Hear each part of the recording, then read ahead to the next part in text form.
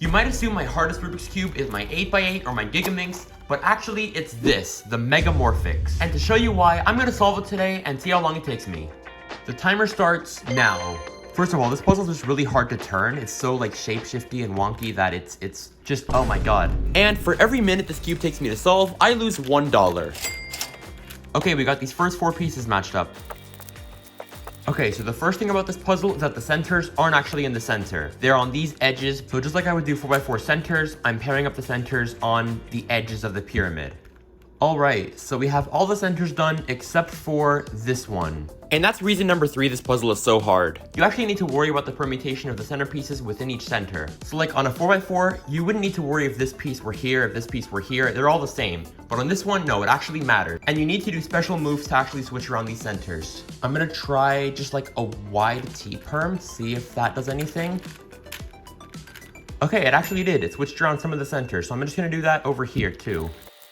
And there we go, centers are done. Next is edge pairing. This shouldn't be too hard. We're pairing up this big piece with this smaller piece. So I see small yellow piece, big yellow piece.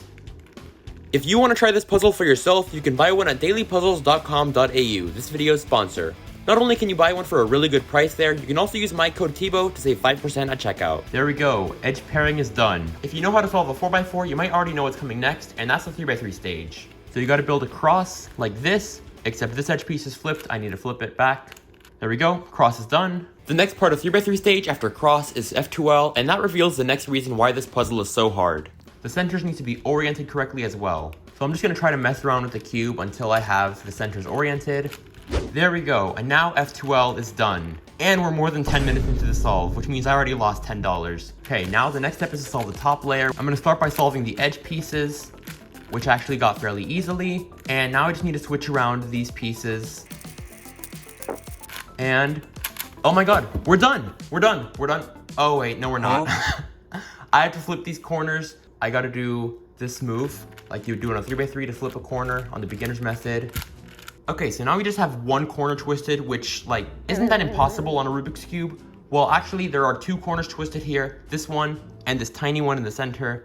So you gotta flip this normally and then twist this corner. And you have a solved cube. Okay, we're done.